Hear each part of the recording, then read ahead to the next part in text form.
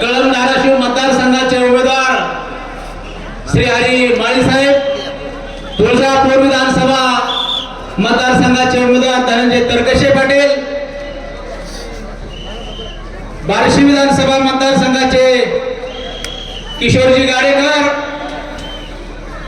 मंचावरती सर्व सन्मान्य नेतेगण, माझ्या समोर बसलेल्या या मतदारसंघातील सर्व मतदार बंधू भगिनी आणि माता, त्याचबरोबर सर्व पत्रकार बांधव,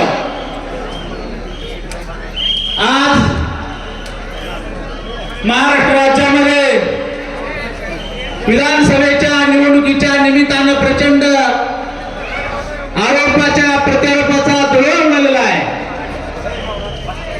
आणि यामध्ये राष्ट्रीय समाज पक्षानं या महाराष्ट्रामध्ये स्वबळावर विधानसभेची निवडणूक लढवण्यासाठी 288 विधानसभा मतदारसंघामध्ये उमेदवार उभा करण्याची घोषणा केली आणि त्या अनुषंगानं काही तांत्रिक बाबीमुळे कुठं काही ठिकाणी उमेदवार बाद झाले, परंतु 117 ठिकाणी राष्ट्रीय समाज पक्षाचे उमेदवार मैदानामध्ये आहेत.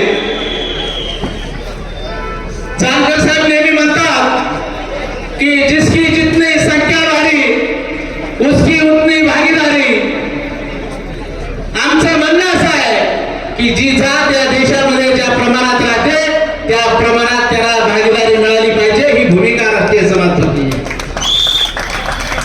आणि म्हणून या 117 जागांमध्ये तुम्हाला मी या ठिकाणी सांगतो की या 117 जागांमध्ये सर्व जाती धर्माच्या उमेदवारांना या ठिकाणी प्राधान्य दिलं. त्यामध्ये 117 मध्ये 65 ठिकाणी ओबीसी समाजाच्या लोकांना या ठिकाणी संधी दिली.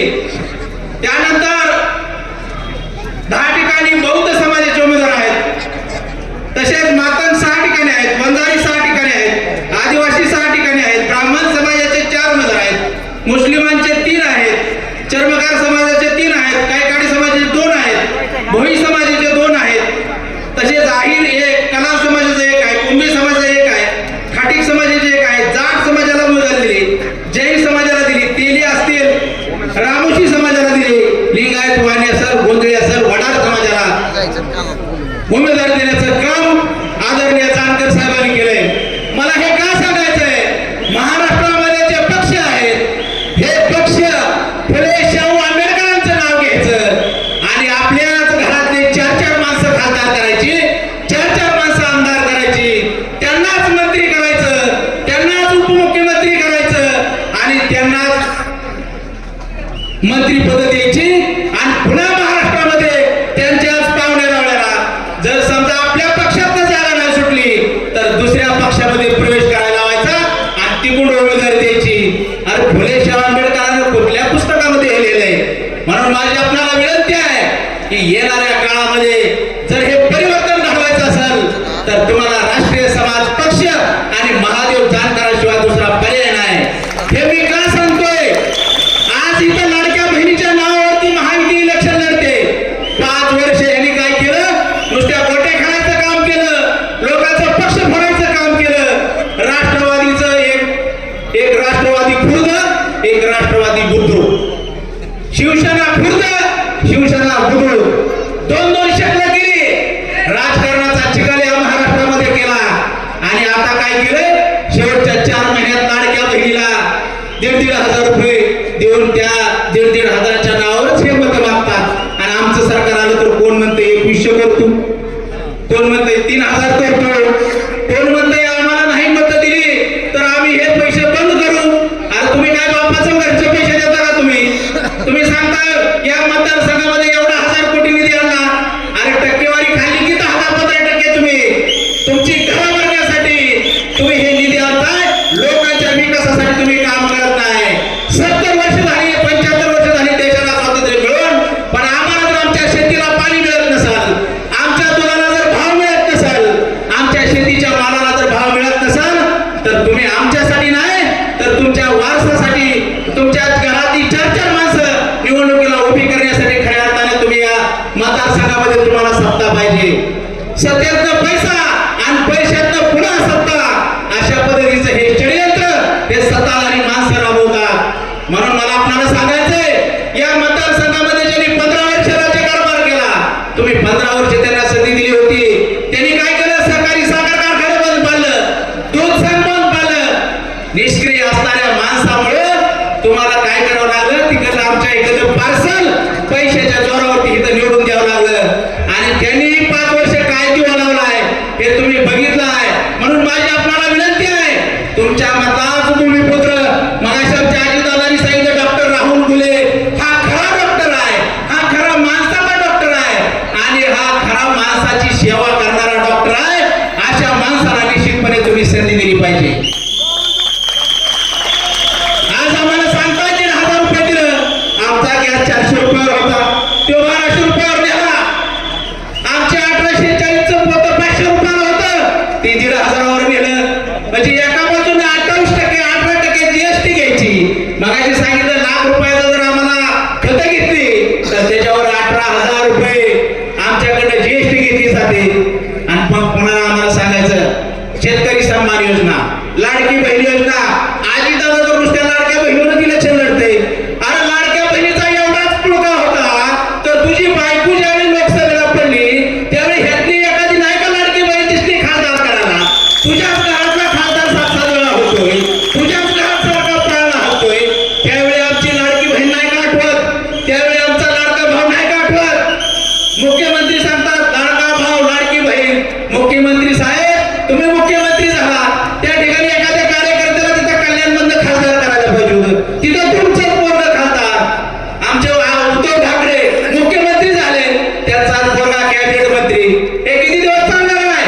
म्हणून जोपर्यंत तुमचा प्रश्न कुणी सोडवणार नाही, तुमचा प्रश्न सोडवण्यासाठी तुमच्यातीच पोरं त्या सभागृहात गेली पाहिजे, तुमचीच पोरं आमदार खासदार झाली पाहिजेत, तुमचीच पोरं जिल्हा परिषदा निवडून गेली पाहिजेत. याच्यासाठी राष्ट्रीय समाज पक्ष आहे. काय करायचं?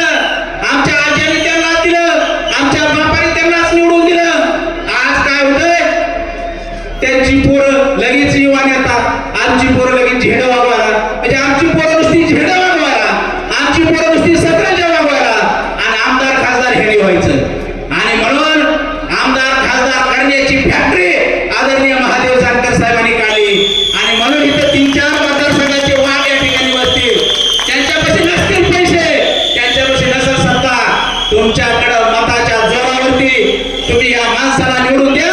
निश्चितपणे हे तुमचं भलं केल्याशिवाय राहणार नाही आणि तुम्ही कुठल्याही या पक्षावरती अवलंबून राहू नका.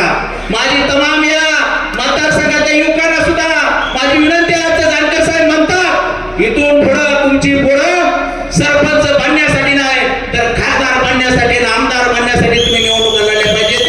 त्याच्यासाठी तुम्ही राजकारण केलं पाहिजे.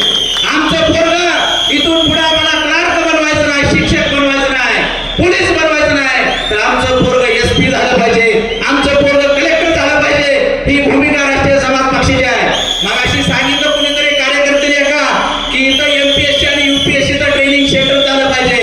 साहेब नेहमी जानकर साहेब सांगतात की इथं जोपर्यंत आमच्या पोरांना हे तुम्ही ट्रेनिंग देत नाही, आमची भूमिका आहे समान शिक्षण पद्धती या देशामध्ये आली पाहिजे.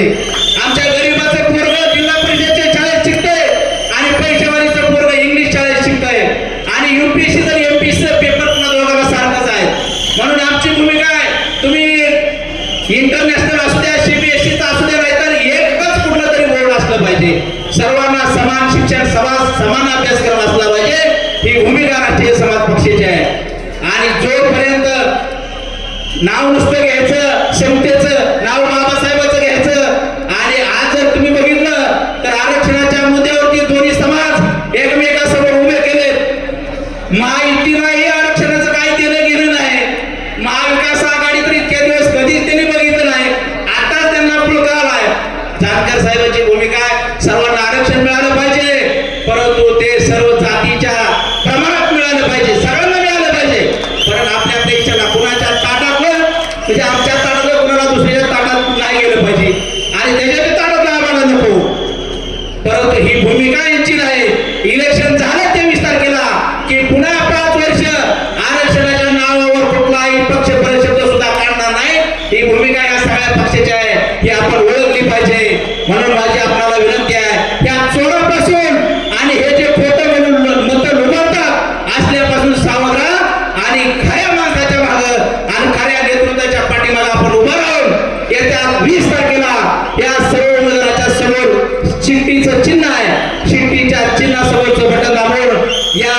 तुमचा प्रश्न सोडवण्यासाठी